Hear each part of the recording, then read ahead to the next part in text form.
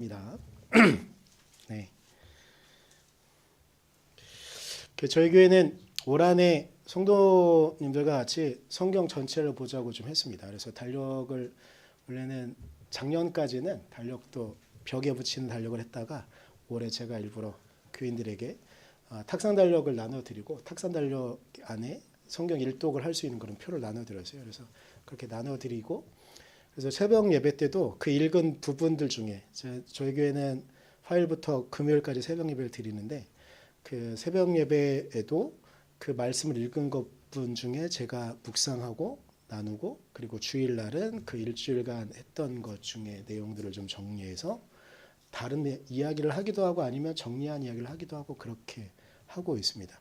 그래서 저희 교회가 지금 읽고 있는 부분은 민수기예요. 그래서 지난주에 민수기를 본 부분들 가운데 이번 주는 이거를 해야겠다라는 생각으로 민수기 18장 말씀을 오늘 같이 좀 보려고 하는 겁니다.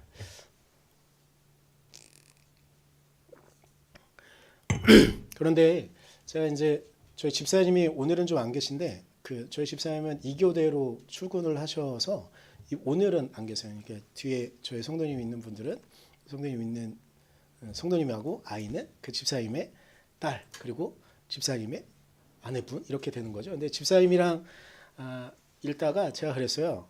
성경을 여러분 일독을 다 해보신 분은 제일 힘든 부분이 창세기는 재밌잖아요. 출애굽기도 재밌어요. 근데 그 다음부터가 힘들죠. 제가 그래서 막 저희가 마침 레위기 민수기를 지나고 있거든요. 그래서 지난주에 계속 그랬어요. 집사님 힘내요. 이것만 통과하면 그 다음부터 재밌다고. 저 여호수아기 그때부터 막 하고 사사기 재밌으니까 좀만 힘내보자고. 이제 집사님도 어렸을 때 신앙생활하고 20대 초반까지 신앙생활하다가 몇 년 동안 신앙생활 안 하다가 거의 20년 만에 저희 교회로 오신 거거든요. 그래서 성경 일독을 해보신 적이 없는 거니까 우리가 하니까 이제 하는 거예요. 그래서 힘내라고. 그래서 저희가 어제 목장 모임을 했는데 목장 모임이랑 했는데 그렇지 않아도 율법을 계속 읽고서 힘들다 이렇게 하고 있는 중이에요. 그런 중에 있어요. 그런 중에 있는데 그래서 그럴 수도 있지만 특별히 레위기와 민수기에는 레위인들을 배려하고 레위인들은 무엇을 해야 되는가 그리고 레위인들뿐만 아니라 특히 우리 이번 주에 읽었던 그리고 오늘 본문인 민수기에는 이스라엘 백성들이 진을 어떻게 형성해 나아가는가가 가장 중요한 거예요. 그리고 민수기라는 성경 자체도 인원을 센다는 뜻이잖아요. 한자어로 표로. 그러니까 이 사람들의 백성의 수를 세는 거기 때문에 심지어 이게 민수기가 정말 우리에게 고통스럽게 하는 건 한 번 세면 되는데 두 번 세요. 똑같은 수를 또 한 번 또 세거든요. 확인하면서. 그래서 정말 이 민수기만 통과하면 뒷부분 재밌는데 성경 일독할 때 레위기도 어떻게 버텼는데 민수기를 넘어서는 게 너무 어렵잖아요. 하지만 또 보다 보면 거기 안에 담겨져서 우리에게 말씀하신 참 많은 내용들이 좀 있습니다. 그 이야기들이 오늘 저와 여러분에게 들리기를 간절히 소망하고요. 오늘 18장 20절의 말씀은 개인적으로는 레위에게 하고 있는 말이지만 궁극적으로는 레위 지파, 더 궁극적으로는 전체 이스라엘 백성들에게 하는 말씀입니다. 오늘 이야기는 이런 거예요. 17장부터 이어오는 과정 가운데 인원을 셌으니까 그 인원에 맞는 지파마다 어떤 땅을 갖게 될 것인지 이에 대한 이야기를 대략적으로 말씀해 주시는 거예요. 그리고 그들이 차지할 땅은 어떤 것이다라고 말씀해 주시는 거예요. 그런데 잘 아시겠지만 우리 집사님이랑 수연이 잘 모르는데 레위 지파는요. 레위 지파는 땅을 물려받지 못해요. 땅을 분배받지 못해요. 그러면서 말씀하시는 게 있어요. 너희들은 다른 지파들과 다르게 해야 될 일이 있다. 나에게 예배하는 것들을 너희는 준비해야 되고 진행해야 되고 해야 되는 제반 사항들을 너희들은 해야 된다. 어떤 레위 지파 중에 또 어떤 자손들은 성서 회막 안에서 쓰여지는 그리고 나중에 성막에서 쓰여질 그리고 성전에서 쓰여질 기물들을 심지어는 닦는 지파도 있어요. 관리하고. 그러니까 그 민족 안에 레위 지파 안에 그렇게 해주는 거예요. 땅을 주지 않는 거예요. 근데 땅을 주지 않으면서 하나님께서 레위 지파들에게 약속하시는 게 있어요. 18장 8절인데요. 오늘 본문으로 삼진 않았지만 이렇게 주님께서 아론에게 말씀하세요. 내가 제물로 받은 것. 그러니까 너에게 땅을 주지 않았지만 너에게 주는 게 있어. 내가 약속하는 게 있다. 이게 뭐냐? 내가 제물로 받은 것. 하나님께 예배할 때 제물로 받는 것에 대한 얘기를 하시는 거예요. 이스라엘 자손이 거룩히 구별하게 나에게 바치는 것은 모두 너에게 준다. 그러니까 땅은 주지 않았지만 예배 때 드려지는 이런 모든 것들, 먹을 것들과 하나님께 들려지는 것들은 너에게 준다. 나는 그것들을 너와 너의 아들들의 몫으로 언제나 지켜야 할 규례로 너에게 준다라고 말씀하세요. 그러니까 분명 레위 지파는요 받은 게 없어요. 어찌 보면 받은 것이 없지만 아무것도 없는 것처럼 보이지만 전체를 준 것이에요. 왜냐하면 하나님께 드리는 것을 그들에게 주었다는 건 이스라엘 백성은 어떤 백성입니까? 하나님과 연결되어져 있는 사람들이에요. 그런데 그들이 하나님께 올려드린 것, 물론 눈에 보이는 땅은 물려받지 못하는지 모르겠지만 하나님께 드리는 것을 그들이 소유하게 된다는 건 우리의 눈으로는 아무것도 없어 보이지만 동시에 모든 것을 그들에게 준 것이나 다름이 없는 것이죠. 그래서 그들이 이런 역할들을 맡도록, 그래도 그들이 해야 되는 건 하나님께 예배하고 하나님께 올려드리는 것들을 쓰게 하는 것이죠. 그런데 이런 레위인들에게 또 다른 약속을 하시는 부분이 민수기 8장 18절에도 나와요. 너희가 나에게 예배해야 되는 것들, 그 이유는 무엇이냐? 8장 18절에요. 나는 이스라엘 자손 가운데서 모든 맞이 대신에 레위 사람을 나의 것으로 삼았다라고 말씀하세요. 근데 이 맞이란 의미가 또 어떤 의미를 갖고 있느냐면, 그러니까 레위인들이 한 명 한 명이 이스라엘 백성들의 12개의 지파에 있는 맞이들, 그들의 역할을 너희들이 대신하고 있다. 근데 이 맞이란 의미가 무엇이냐? 8장 제가 18절을 일부러 먼저 읽어서 그러는데 17절엔 이 맞이의 의미가 무엇인지 설명하고 계세요. 이스라엘 자손 가운데서 모든 맞이는 나의 것이다. 왜냐? 사람뿐만 아니라 짐승도 마찬가지인데 내가 이집트 땅에서 모든 맞이를 쳐서 죽이던 날, 언제인지 아시죠? 10개의 재앙 가운데 맞이를 치신 날. 그래서 그 문설주에 양의 피를 발랐을 때만 천사가 넘어갔잖아요. 그래서 6월절이 된 거죠. 그런 거예요. 그렇게 넘어간 것처럼 내가 그들을 나의 몫으로 거룩하게 구별하였다. 그래서 그렇기 때문에 맞이는 모두 다 나의 것인데 너희 레위인들은 그 모든 맞이를 대신하고 있는 것이다 라고 말씀하시는 거예요. 그러면 제가 계속 레위인에 대한 이야기를 하고 있는데 레위인이 우리에게 어떤 의미가 있을까요? 그리고 우리의 맞이? 요즘은 이제 동료들이 많으니까 하지만 제가 자랄 때만 해도 맞이는 대단했어요. 맞이는 모든 집안에, 심지어 맞이가 동생들을 때려도 부모님은 뭐라고 안 했습니다. 때로는 너무 심하게 때려도 부모님은 뭐라고 안 했습니다. 왜냐고요? 맞이니까요. 근데 맞이가 그런 역할을 한 이유는 제가 그러니까 성경과 떨어져서 그냥 우리 민족에게 있는 것도 생각을 해보면 맞이는 전체 문화 안에 어떤 의미를 갖고 있었냐면 부모님의 것들을 다 독차지할 수도 있지만 그렇게 하는 이유는요. 부모님들이 노쇠해서 뭔가를 할 수 없게 됐을 때 맞이가 그 부모를 봉양하기 때문에 맞이에게 그런 권한을 주기도 하는 것이고요.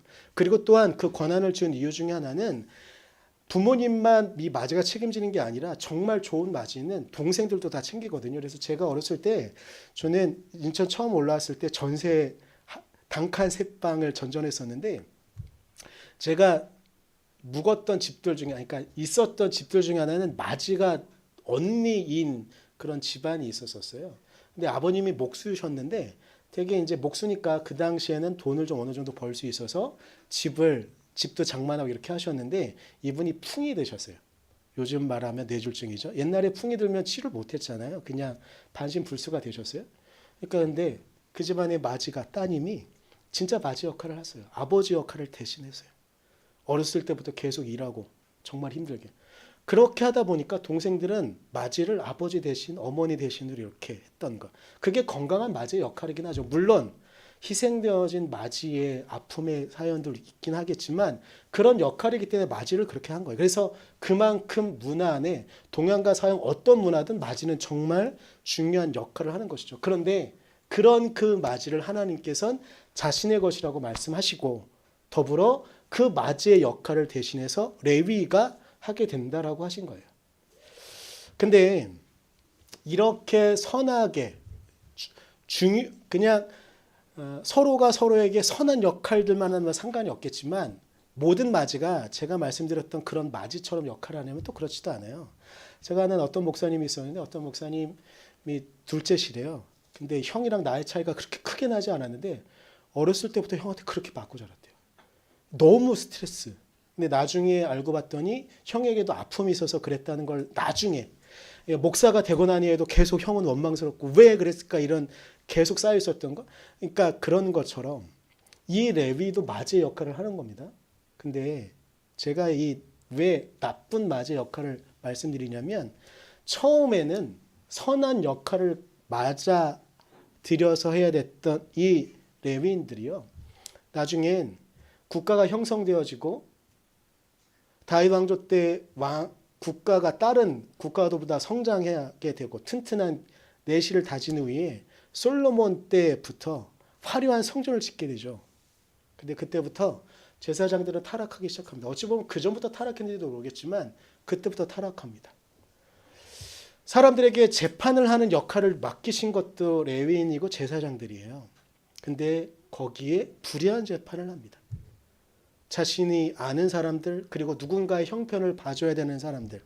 율법 안에서는 하나님께서는 어떤 재판을 할 때에도 가난한 과부라고 그 편을 들지 말고 공정한 재판을 해야 된다라고.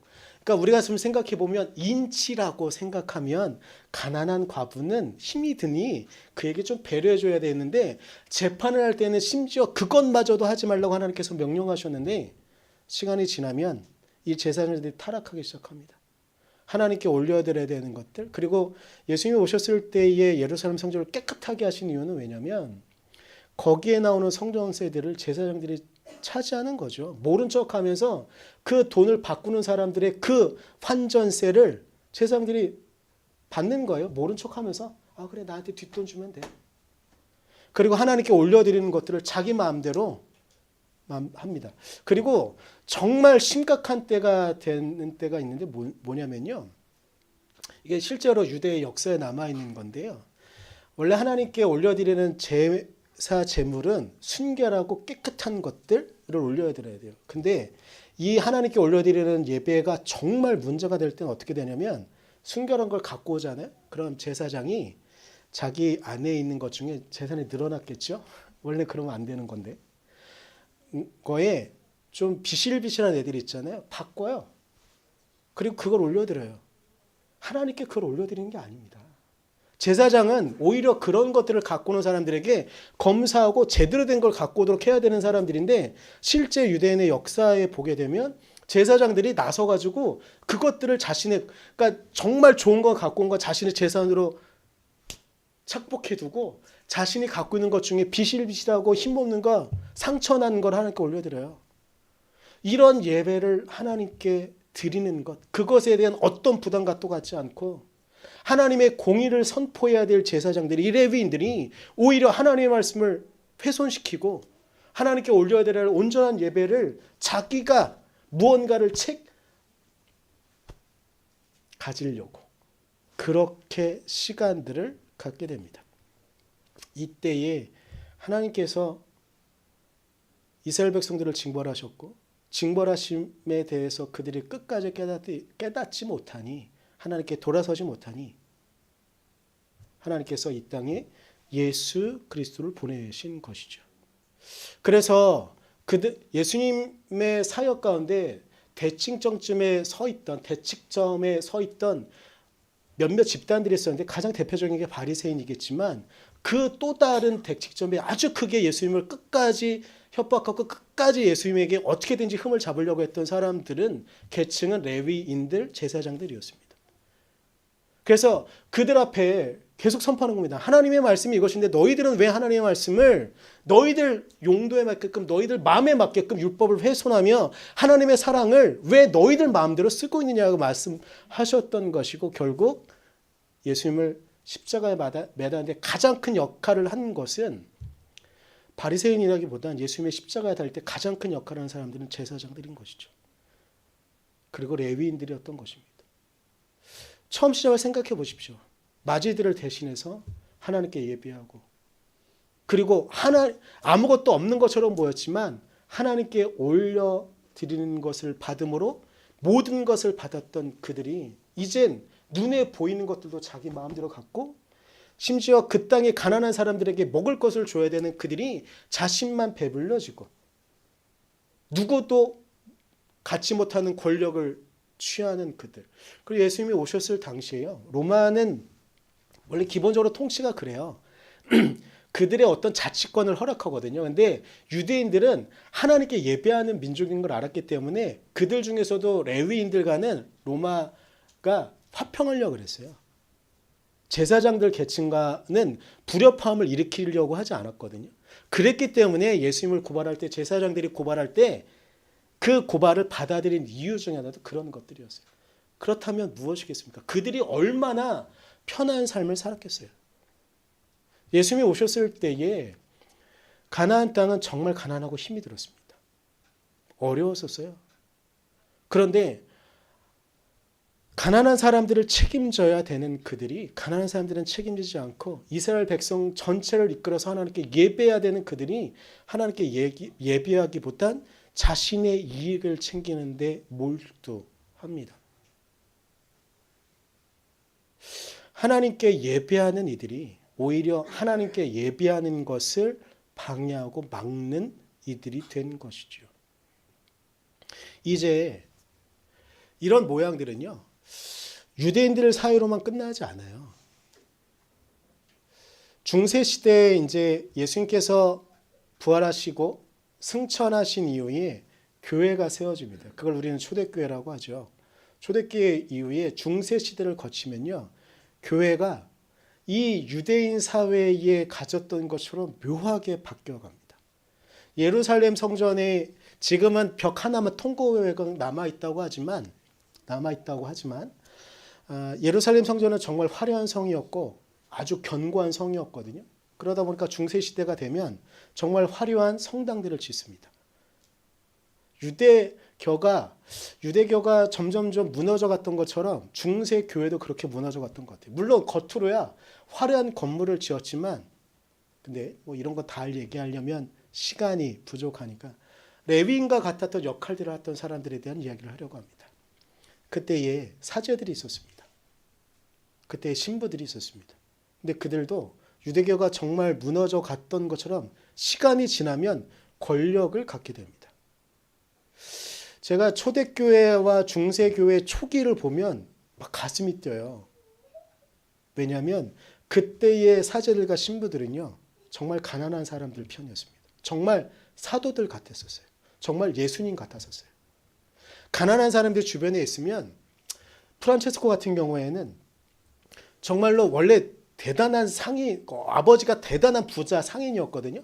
근데 그가 회심한 이후에 아버지의 재산을 다 나눠줘요. 근데 프란체스코만 그랬냐면 그러지 않아요. 정말 많은 성인들이 중세시대 초기, 그리고 초대교회에 정말 많은 성인들과 사제들과 신부들이 그렇게 해요. 근데 그런 모습들을 보면서, 그때는 전쟁이 많았잖아요.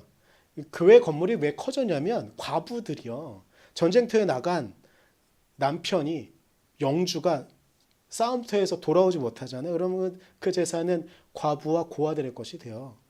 그럼 이 사제들과 신부들과 성인들이 한 걸 보면서 이 헌금을 그에게 주는 거예요. 그러면 거기가 수도원이 되기도 하고 교회가 되기도 하는 거예요. 그런데 초기에 이 사람들은 어떻게 하냐면요, 그걸 자기 걸로 걷지 않아요.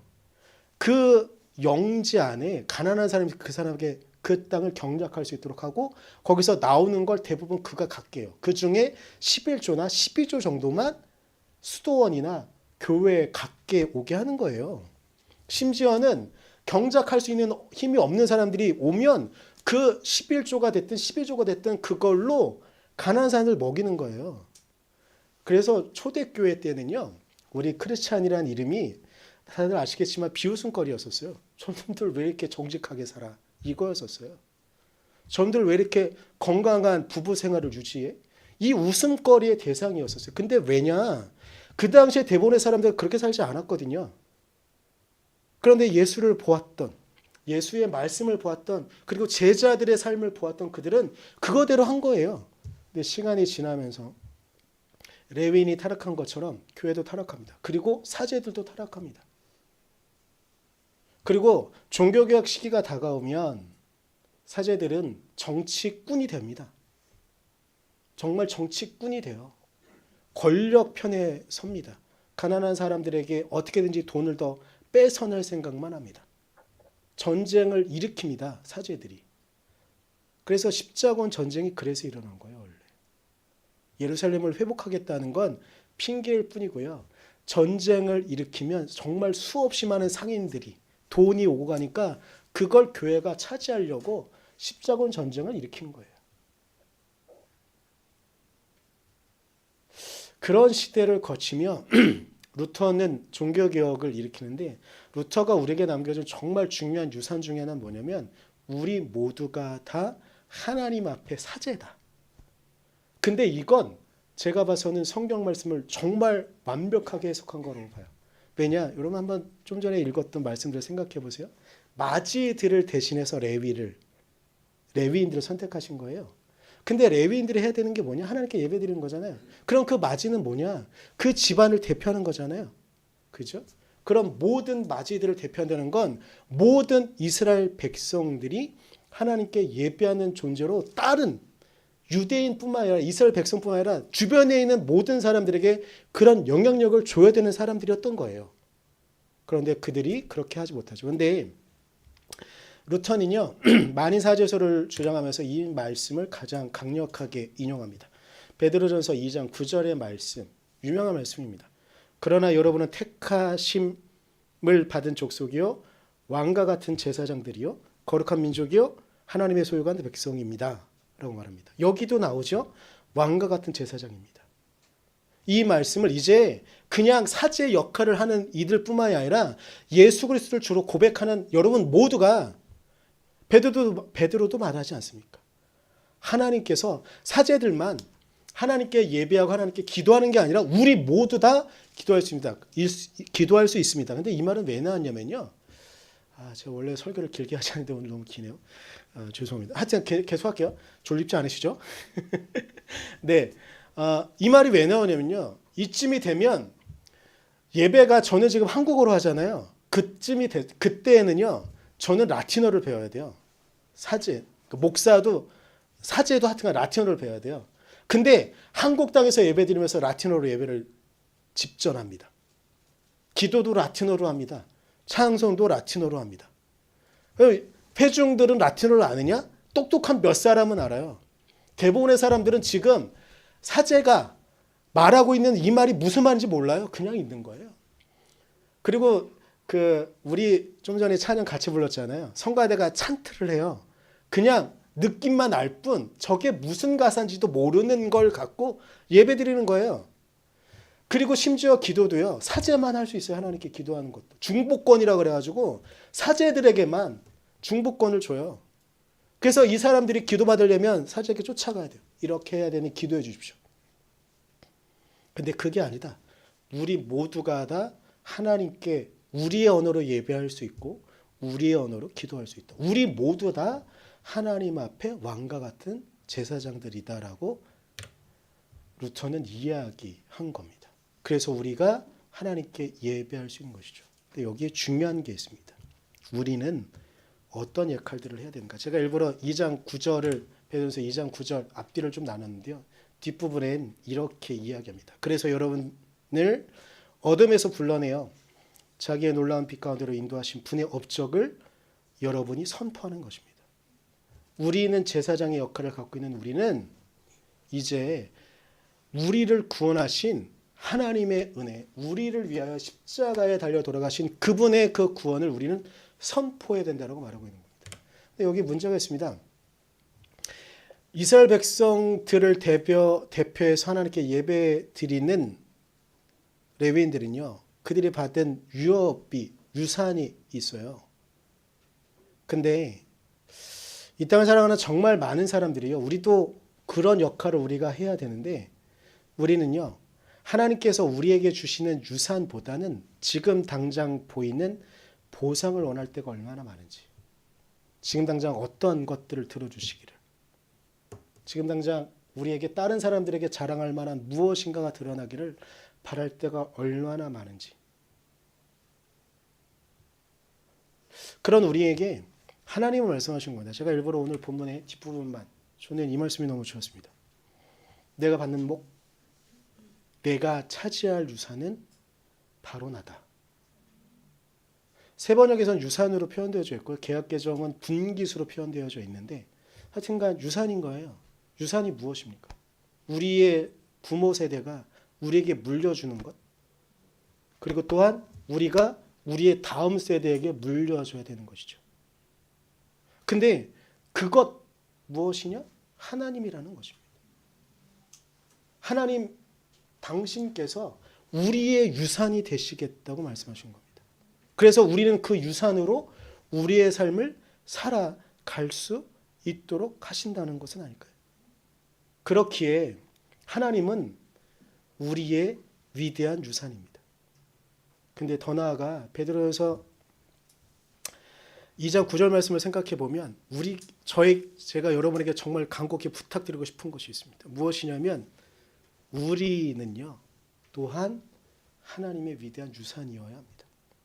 그래서 우리가 증거하는 우리의 삶의 이야기가 다른 이들에게도 하나님께서 자랑할 만한, 하나님께서도 우리의 삶을 보며 우리가 삶에서 하나하나 정말 최선을 다하여 그분의 말씀을 따라가는, 그분의 사랑을 따라가는 그것을 드릴 때에 하나님께서는 우리를 당신의 위대한 유산으로 받아주시고, 또한 욥을 사탄에게 자랑하신 것처럼 그렇게 또 우리 다른 이들에게 드러내 주시지 않을까요?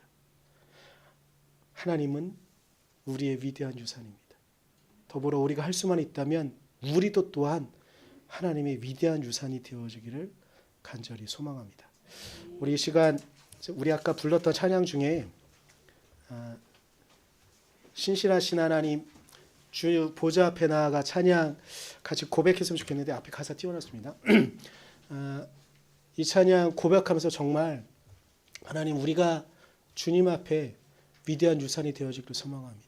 신실하신 그 하나님, 우리가 우리의 삶으로 살아갈 수 있는 위대한 유산이 되어지기를, 또한 우리도 하나님 앞에 그런 유산이 되어지기를 소망합니다. 우리 이 찬양 고백드리고 같이 우리의 믿음을 고백드린 다음에 제가 마무리 기도하고 축도로 예배 마치도록 하겠습니다. 우리 찬양합시다. 주님 보좌 앞에 나가, 보좌 앞에 나가 참된 안식과 기쁨 나 누리겠네. 경배하며 주의 얼굴 구할 때 신실하신 주. 2절입니다. 기도 들으시는 하나님,